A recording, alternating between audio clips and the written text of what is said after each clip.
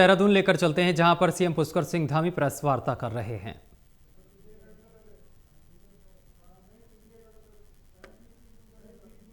विस्तार से बजट के बारे में संबोधित करेंगे और मेरा आप सभी से विनम्र आग्रह रहेगा कि आज की जो पत्रकार वार्ता है ये बजट पर ही आधारित है और इसी पर अगर आप सभी लोग अपनी जिज्ञासा और प्रश्न करेंगे तो ज्यादा अच्छा रहेगा।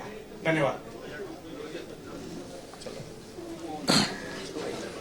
सबसे पहले तो मैं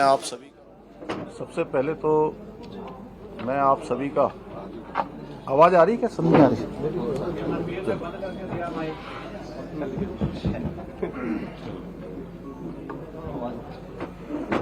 मैं आप सभी मीडिया के अपने सभी मित्रों का आज इस चर्चा में यहाँ पर आप सबके पधारने पर आप सबका मैं अपनी ओर से सबका स्वागत करता हूँ। सभी का बहुत अभिनंदन है और समय समय पर हम सब लोग मिलते रहते हैं। पिछले माह भी हम सबकी भेंट हुई थी। आज विशेष रूप से क्योंकि कल माननीय केंद्रीय वित्त मंत्री निर्मला सीतारमण जी ने नौवीं बार लगातार देश का आम बजट प्रस्तुत किया।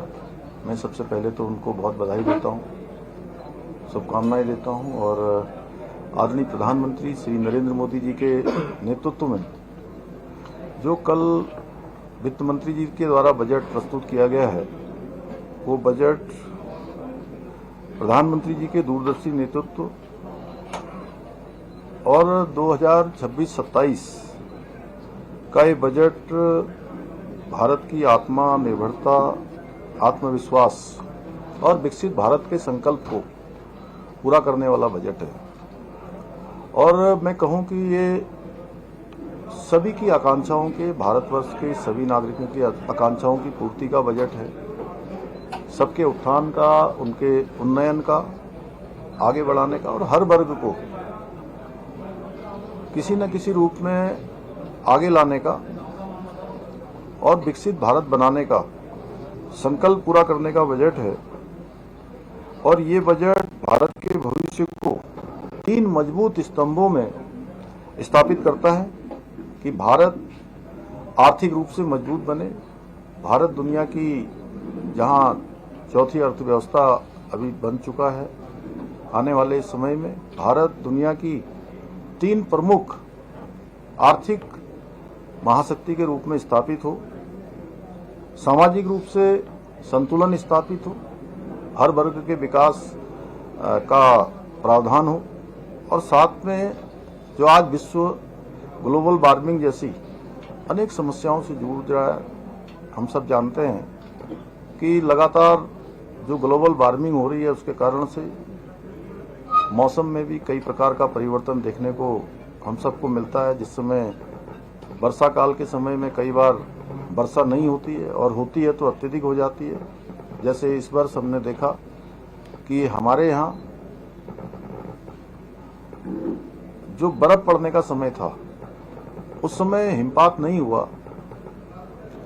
कुछ रुकने के बाद हुआ है। ऐसे ही कई प्रकार के परिवर्तन, सर्दियों के समय में कम सर्दी होना, गर्मी में कम गर्मी होना। जैसे अगर 2025 की हम बात करें तो 2025 में हम सब लोगों ने बहुत कम यहाँ पर राज्य के अंदर देखा होगा तो बहुत गर्मी का एक तरह से एहसास बहुत ज्यादा नहीं हुआ। इस प्रकार से जो पर्यावरण स्थिरता है उस वह भी रहे, विकास के साथ साथ इकोलॉजी बनी रहे, इकोलॉजी के साथ इकोनॉमी भी बढ़े। इसका प्रावधान इस बजट में किया गया है जो ये स्पष्ट करता है कि यह बजट विकसित भारत के विजन का बजट है। कृषि का क्षेत्र हो, ग्रामीण विकास का क्षेत्र हो या कौशल निर्माण, जिसमें राज्य के, देश के ऐसे नौजवानों को, युवाओं को स्किल करने का प्रावधान है जिनके अंदर आगे बढ़ने का हौसला है, आगे बढ़ने के लिए उनके पास संसाधन नहीं है, तो उनको स्किल बनाकर हर क्षेत्र में देश के लिए, देश के काम में लाया जाए और विकास का लाभ केवल शहरी क्षेत्रों तक सीमित न रहे, कुछ क्षेत्रों तक सीमित न रहे, विकास हर क्षेत्र में पहुंचे, गांव से लेकर सीमांत क्षेत्रों तक। हमारे जो सीमांत क्षेत्र हैं वो भी विकास की मुख्य धारा से जुड़ें और विकास समान रूप से पहुंचे। यह समावेशी विकास भारत के सामाजिक भविष्य की कुंजी है, जिसके फलस्वरूप ये बजट लोकल से ग्लोबल बनने का भी बजट है। और इस बजट में जहां युवाओं के लिए, महिलाओं के लिए और उद्यमिताओं पर केंद्रित योजनाएं देश को जॉब सीकर से जॉब क्रिएटर बनने की दिशा में